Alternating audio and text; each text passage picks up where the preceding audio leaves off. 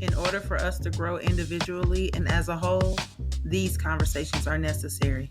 Let's get it.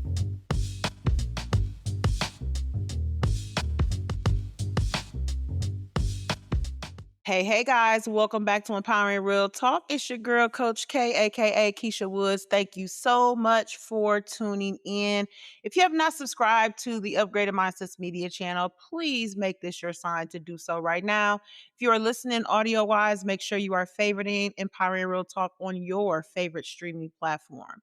If you are watching on YouTube, then you see I am not here by myself. So I'm allowing my guest the honor of introducing herself. Hello, hello. Hello, Keisha. Thank you so much for having me. I am Absolutely.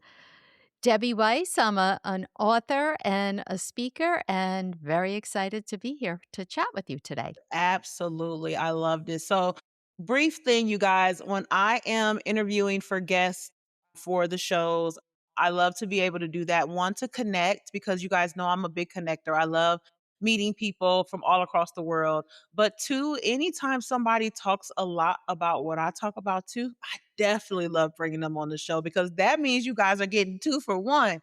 So I'm That's it. super excited to talk about that. We are all about really reconditioning how we live our life. And Debbie is a perfect example of that. So I'd love for you to just share a little bit about your backstory, Debbie, if you don't mind. Absolutely. So, I have been a family caregiver for over 40 years to first my father for 30 years. And then, of course, I have two sons, but my oldest son was diagnosed on the autism spectrum when he was 2 and added some other diagnoses. And that's a very different type of caregiving than with my Absolutely. dad. And then most recently, I was the caregiver to my husband who suffered from both physical and mental Yeah. illnesses and eventually was diagnosed with terminal blood cancer. And I was intensely his caregiver for the last 6 months of his life. And when I turned 50, and that was prior to my husband being ill, just really after the caregiving from the time I was 17, I started when I was Mm. 17. Oh, wow. I was angry, exhausted, burnt out, resentful, like all the things. Definitely not living my best life, Yeah. but just kind of assumed, like, well, this is just the way it is. This is my lot in life. And I really don't have much of a choice because I would never not take care of my family members. Right. So this is just it. And when I turned 50, kind of said, you know what? Something has to change because 50 years has flown by and the next 50 are going to go even faster. And I don't want to be that person at the end of my life looking back with regret Oh, of, what my life wasn't or what I hadn't done or tried. yeah. But I had nothing in particular that I wanted to do or try. Right. I never secretly wanted to be an author or an artist or anything. I didn't have that. So, I had no idea how to even do that. Like, what am I looking for? You just I knew it was didn't know. something. You just knew it was Yes, something. Yeah. exactly. Yeah, I can relate to that so much, from the caregiving perspective. I took care of my sister up until she passed away, and then even myself, I had a cervical cancer diagnosis, but in the midst of that, I was still trying to do and provide for everybody else. So, I can, like, feel, like, the tenseness, like, just even talking about it, Yeah. because there's a lot of us that are there right now, right? There's a lot of us who automatically feel that we are obligated just because of who people are. And I get it, totally understand if times were different, I would not change a thing, with taking care of my sister up until, she passed away. So, but I know, like you, there was a turning point where something flipped and it was like, I can't keep living like this. And what was that day one like for you when you finally hit that switch and was like, something's got to give? I don't know what, but like something's got to give. So my friends insisted that we go away for the weekend to celebrate when I turned 50. And one night we're sitting around and one of my friends said, "So let's go around the table and each of us share our hopes and dreams for the future. Mm. And I was stumped. Oh, Like, wow. hopes and dreams? I have hopes and dreams for my kids, but Mhm. for myself, like, aren't I done? What's that? Right, Yeah, yeah. like, I think I'm over. 50, it is what it is. And when I came home from that trip, I thought, "All right, I gotta figure this out, but where do I start?" And Yeah, so I came home and you know how you kind of, like, assess different areas of your life, like your absolutely. relationships, your money, your health, all the things. And for me at that point, I knew that my health is the one thing that I had to turn to, and really more specifically, my weight, because I've struggled with my weight Okay. from the minute that I took my first breath. And at that point, I had found myself more than 100 pounds overweight. And, Mm, when I was younger, it was like, I want to feel good. I want to look yeah, good. I want to wear certain, clothes that I can't do. It was all about that. But then when I turned 50, it was like, "Oh, crap. I wanna live. I wanna live a long time to see, yeah. my kids and my future grandchildren." So but when I came back, I thought, "Well, alright. I've tried everything under the sun in order to get this under control over the Yeah. last 50 years. Yeah, have I lost weight? Sure. Have I gained it all back and then some? Sure, every Right. single time.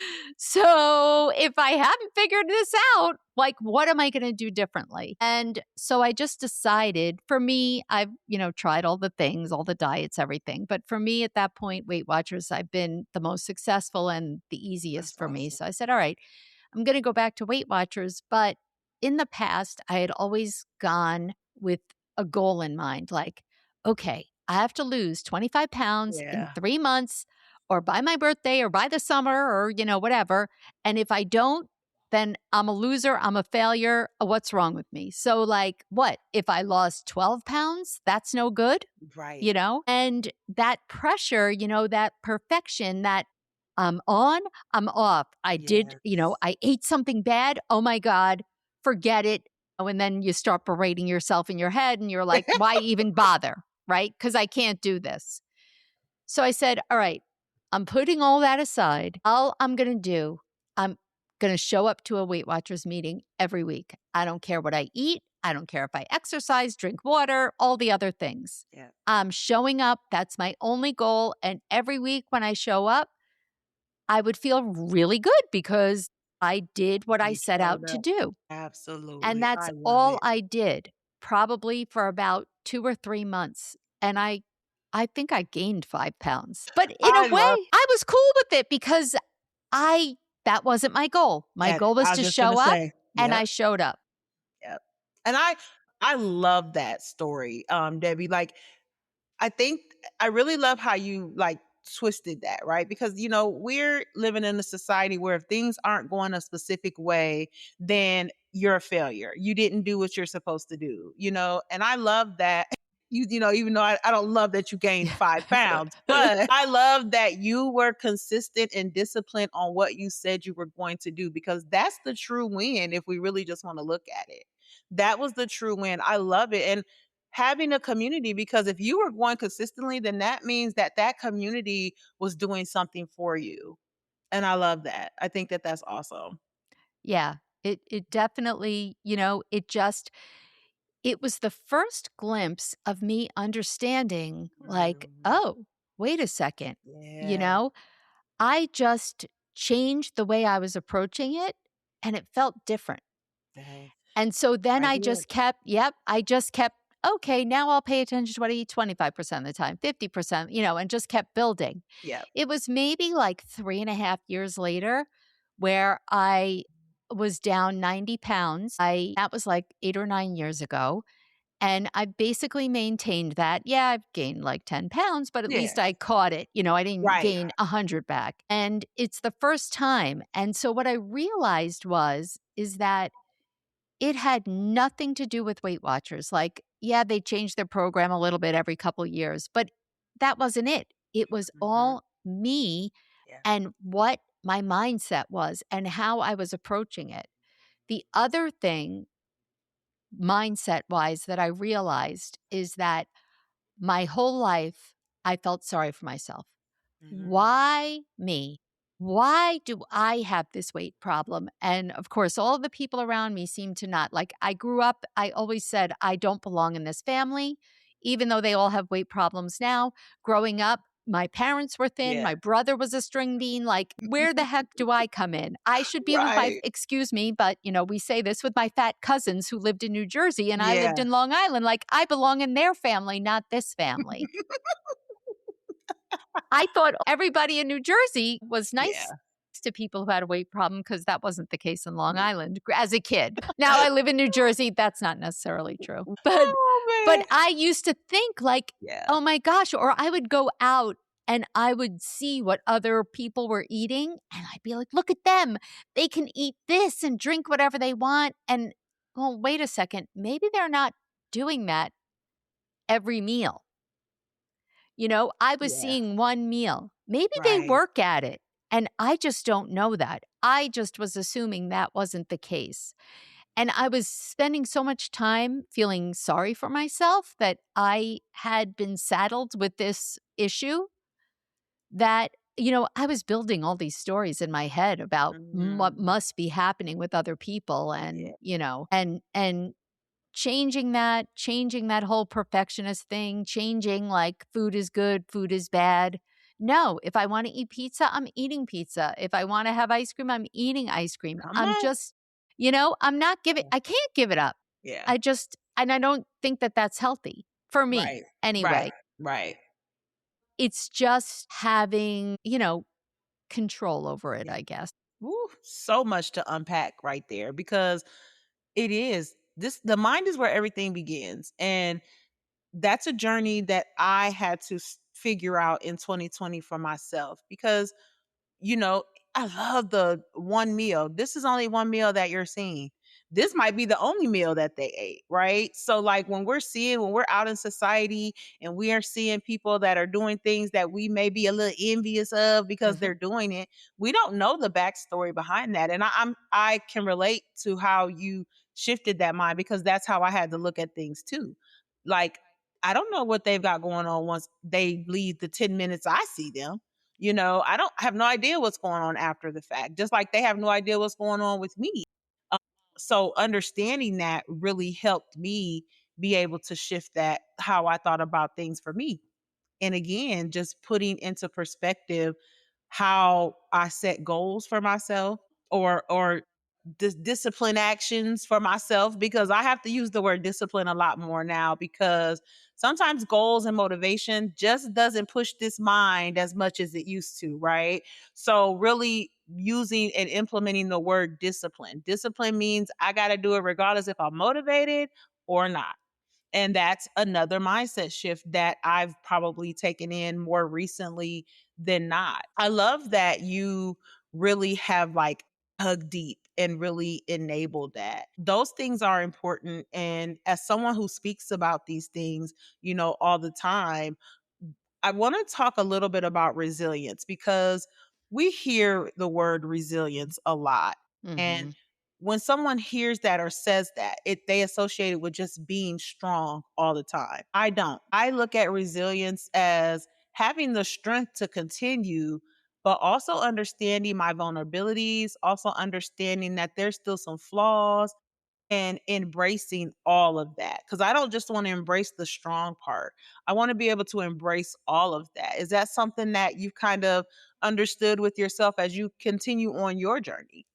Yeah, I think that that's a great explanation. And I also think that it has to do with what you just said before about the fact that if you wait until you're motivated, you're not doing it. At And all. it's the same thing with resilience. If you wait until you feel like you're ready, you're not doing it. You Like won't do it. you cannot convince yourself that all of a sudden one day you're just going to wake up and be like, "Okay, I'm ready to I'm attack this just goal." Or yeah, that's yeah, not happening, and like you said, motivation, it's not always there, and no, we have to be able to do things when we're not motivated, and I think that that is really where resiliency comes in it because is. life hits you and gets you down and surprises you in not so good ways very often, Absolutely. and I think it's okay I can't remember. Everyone has different time frames. It's like I was so great and still am at throwing Yes. myself a pity party, right?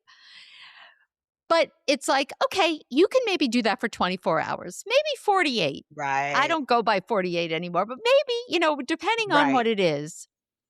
But then do something. Yep. Get You off can't that stay there. couch. You can't stay Do there. one little thing. One little thing. Yep. You cannot stay there. And I think that Yeah. that's what being resilience is. Yeah. Being resilient is because life gets all of us down. It's gonna always, and I have to tell people that, I tell my clients this, and I'm kind of raw and uncut when I have these type of conversations because I feel like we will keep ourselves stuck because of something that's going on.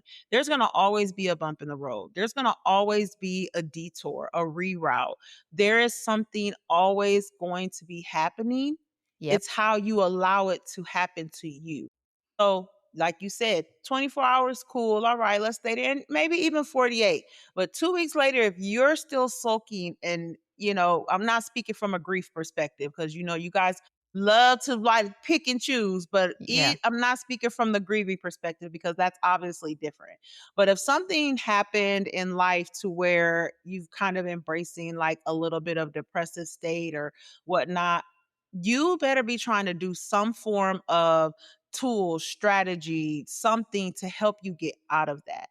It's not an overnight fix. You won't flip a switch, but I love what you said, Debbie. Do something. Something. It Something. really does not take much, right? No. It usually is that one little thing. You always think that it's not enough. It's kind of like the same thing with motivation and like changing your habits and all that. If Mhm. you try to just overhaul whatever Yeah. habit you're trying to change, it's not going to work. And you do something so small, and most people, me included, originally think to myself, well, what's that going to do? Right. That's hardly anything. That's never going to get me where I want to go. Well, it does because it's like that whole little domino effect. Look what I did today. Oh, I Absolutely. I I attained that goal. I went to that Weight Watchers meeting once a week. Pat on my back. I'm like proud of myself. Well, wait a second. Absolutely. That starts the whole ball rolling because if I did that, well, maybe I could try and do just a little bit more and a little Mhm. bit more. And that's how it happens. No, if I only went to the meeting and I kept gaining 5 pounds every few months, it Right. obviously would not have been successful. Right. But, it's the fact that that got me going. That Yeah. proved to myself I can set a little goal for Yeah. myself and I can do it.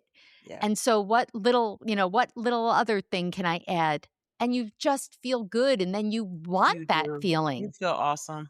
Those Yeah. little things matter. Small things matter quicker than big things Yeah. because 10 small things will equal one huge thing, and you're still feeling accomplished. But now you get to celebrate the journey along the way. We so focus on getting to that particular goal. We don't focus on the journey of the habit adjustments that you're acquiring, the negative thoughts that you're trying to tame because you're on this journey of, transformation and reconditioning your mindset. Like those things, I pay attention to all of that. And I had to when I started because if I wasn't shifting how I thought about things, kind of reevaluating my values and my beliefs, then I don't know if I'd be where I stand today. Because had you asked me in 2019 if I'd be a coach, a podcast, or author, and owning 2 businesses, I would have absolutely laughed in your face. 'Cause Exactly. Oh my gosh, me too.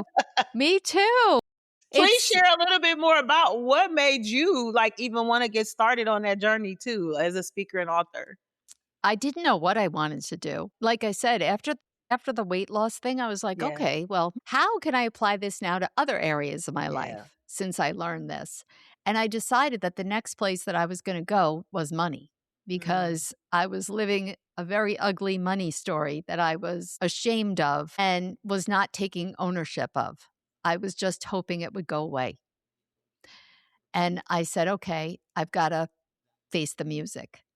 How am I going to do this? And so I decided, besides selling like my stuff on Facebook Marketplace, I right. decided, which was good because honestly, that's actually how I got started. I was like, okay. anything small. And even when I sold something for $3, I'd be like, "Oh, look Yeah. at this. I got this $3." And I'd be so happy because it felt like forward progress. I was Yeah. doing something Yeah. instead of like an ostrich sticking my head in the sand. I was actually trying. And Yeah. I took the money. I had an envelope, and anything I got, I took. And you know what? Every month it paid for like haircuts for my family. That's awesome. And it felt good every time I was Yeah. like, I have the cash right in my little Facebook Marketplace envelope. So from there, I decided to expand and I said, all right, I I'm an insurance agent. I had made the decision. I didn't want to, for a variety of reasons, put my efforts into selling more insurance. It just wasn't lighting me up. I needed to find something else. And Mhm. at the time, I was taking these like, health supplements Yeah. that I really liked. And of course, it was like a network marketing company. And Okay. I said, okay, I'm going to sell this and I'm going to bring in more income that way and, pay off debts and all the things. And I wind up simultaneously joining some kind of business mastermind online. I had no idea what a mastermind was. I just had in my head, okay, I'm going to sell this product. I'm going to join this mastermind. They're going to tell me how to do it, and I'm good. And then I go to the Mhm. mastermind and I'm blown away because it's completely different than I expected. Not to mention, everyone's like 30 years younger than I am. And I learn that, like, there's people like you, there's all these coaches Yeah. that are coaching on all these different things, and I was like, "What?" Like, I never knew. Yeah. I really felt like I walked into the Wizard of Oz. Like, someone just Love dropped it. me, and there's this alternate universe I discovered, and it was exciting, and I thought, "Forget this supplement. I wanna do something meaningful like that." Mhm. And so I started thinking that I was going to coach family caregivers learn how to prioritize their self care, since that's obviously my personal Yeah. experience. And so, long story short, that's where I started. When I was in that space, I found that being an empathetic person, it was too heavy for me. Yeah. I And can see I that. couldn't do something. I was already in that period, right in that specific period of Yeah. time. I was in a pretty heavy place with both my son and my husband, Yeah. and I couldn't. And so I, was then kind of searching around, and I realized really, and I didn't see it, it was someone else who basically told my story back to me. Mm. Them be the most powerful moments right there. Oh my god. When you're like too in it to even see? And they're like, "Wait a minute, look at your story." And, you know, and they were the ones, because my podcast and my book and everything is called On Second Thought, Maybe I Can. And he I love actually, that. this guy who told me my story, he goes, "Your story is maybe I can." And I Mm. was like, "Oh That's my it. gosh, Yeah. that's it." And so that's where then I started to broaden and say, well, I want to tell everyone you can. Yeah. Maybe you can. You just have to start thinking differently and don't think that it's ever too late. Because that's what I thought when I was Yeah. 50, that it was too late. Don't think that because, you have no money, all the excuses. I don't Right. care if you're sitting out there going, oh, yeah, listen to her. She doesn't know what my life is like. Yes, you're right. I don't know what your I life don't is know. like. However, However, I know because that was me making every excuse in the book, not thinking I was doing it, but I was telling myself a great story of why I didn't have any choices. And every single person, regardless of where you are, you always have a choice. ooh, so And I powerful. wanted to make sure to tell everyone that. Yeah. I love it. I Problem love it. was, how was I going to do that? Go up on my roof and start screaming? I love it. That man, listen, that it's a lot of our stories. It's a lot of our stories. And Yep. like, I'm just so glad that you had the shift to say that you want to tell yours, may not want to be a coach, but you don't have to be to make an impact. I love that you found where your zen is, right? You found that, you activated that, you aligned it, and you are elevating in that. I love it. You speak to organizations, to other people, and you're sharing your entire story. You are pretty much an open book. Well, thank you. Yeah, my when I was younger, my mother used to say, "Debbie, you don't have to tell everyone everything." And now I say, "See, I do, and now I it's paying do. off." Yeah, absolutely. Let Yeah, me go just ahead. say, in my book, I have a couple of them, but in that book, I left out a story. So the first book, on second thought, maybe I can. It's my memoir. And it is an inspirational story that starts with, childhood and a bunch of stories of Yeah, how I kind of developed some limiting beliefs. And then the middle of my life, or I don't want to say the middle, but, you know, 20s, 30s, 40s, yeah. where I faced some challenges besides caregiving, other challenges as well. And then 50, and then post 50, and I'm Mhm. 62 now. Woo, and look So amazing. so it's just stories. And I originally, made an outline of all the stories I was gonna tell, and I didn't put that money story in there Mm, because I was too embarrassed and yeah, too ashamed. I get it. And I nobody knew. Like, nobody in my life knew. My husband didn't know. He didn't wanna know. He knew something, but he didn't know. My friends did nobody knew. And one day, I think I was probably meditating. And it was like I heard a voice say, "You have to tell it all." Mm, And I thought, Deb, you're doing this so that people can relate and people can understand that you've been there, Maybe not the same. We all don't have the same right, right. stories, but just the depths of where I was. And if I'm not going to be 100% honest, then it's pointless. Mm, so And powerful. so I added in that story. And, it's still sometimes when people that I know say, "Oh, I read your book," I'm thinking, "Oh, I know you're God." like, "Oh god," like, "Please don't ask me any questions about Yeah. this," 'cause we know that there are some people who aren't g good intended, if that makes sense, Yes. but can I just say that I'm proud of you for putting that in there? Oh, thank you. I do. I I think that what you said is just so important, and I love that that voice spoke to you because it is needed, and I'm pretty sure that it's kind of a burden, not burden, but like some shoulders are lightened, once you put it out there because you were no longer holding that in, and I think that that's amazing, and that's just another level of your resilience. I love it. Thank you. And yes, it was very scary and, not as scary anymore, but still not Yeah, something I'm 100% comfortable with, I if I'm get being it. honest. I get it. But I just know that someone else sees themselves in that same story Yeah. and hopefully knows that they're not alone, that they shouldn't feel shame, that, we've all been to the It's a lot depths. more common than people know. Trust Yes. me. Yes. Definitely. And that just reminds me earlier, very early, much earlier in our conversation, Yeah. saying that, if I see that person eating that and I don't know what else, and social media just Uh, makes that whole experience so much worse, right? Because we're seeing everybody's stuff, and at least I was always thinking, you see whatever you think you're yeah. lacking. Oh, Yeah. look at them. They have the perfect family. Oh, Yeah. look at them. They have all this money. Oh, look at them. Look at how good they look. Oh, they went on this vacation. Yep. And, I went away back in October with my friends, and it was just an okay trip. But of Mhm. course, we took pictures and we posted online. And when I got back, I was talking to a friend and she said, "Oh, it looks like you had such a great time on your trip." And I said, "It's okay."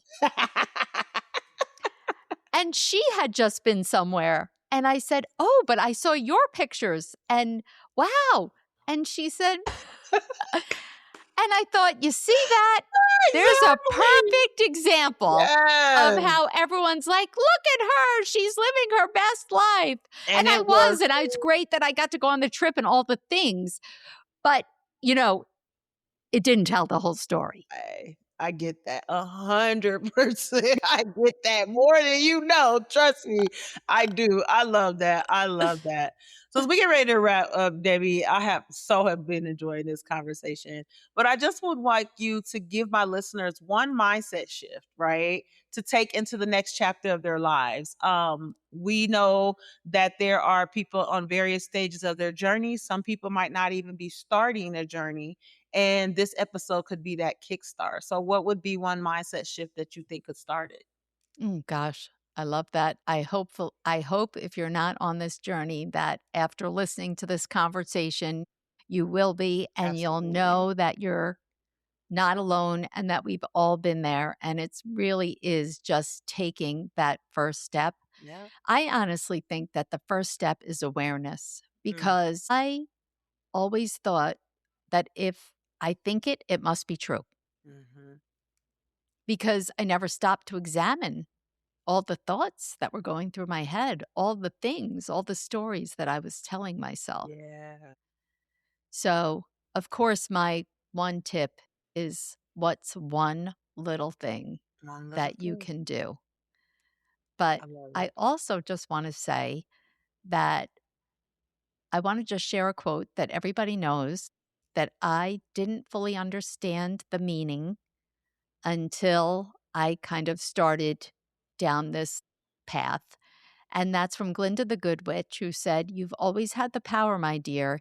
You just had to learn it for yourself." Ooh, And I used to think that just meant Dorothy. You could have clicked your heels at the beginning of the movie and you could have gone home. But it is so much more than that yeah. because we each have the power, but we just don't realize it. We give Yeah. our power away to other people and circumstances. Yep. And you've got the power. You just have to learn it. Yep. You've got it. You There's got not it. one person out there that does not have that power. I love it. Powerful, y'all. You have the power. You just have to get dig deep, get inside, get into that internal brain, that internal heart, and that internal just everything, and figure out what that looks like for you and take that first step. I love it. I love it, Debbie. Please let us know where my listeners can find you at on all socials and website, all that good stuff. Yep. So the best place probably is my website. It's debbier.weiss.com and then all the links to social and everything. But like on Instagram, debbie.r.weiss. You just got to use that R. It's Okay. annoying. And I'll make sure that those links are posted in the show notes, guys. So if you're listening or seeing this, then that means take a look at the show notes. If you want to reach out to Debbie, if you have questions, if you want to have her, she speaks virtually, in person, all that good stuff. Continue to do what it is that you're doing. You are definitely making an impact. And I'm so glad to have you on Empower Your World Talk. Thank you so much. And you as well. Thank you. All right, you guys, we're going to get out of here. But listen, I would love to hear your feedback from this episode. Let us know what you thought. Leave a comment, rate, review, share this with somebody who may feel like it's too late for them. That's the goal, you guys. We've got to get the message out that it's never too late for us to elevate in any level of our lives. All right. I appreciate you guys so much for tuning in. Make sure you have subscribed. And until next time.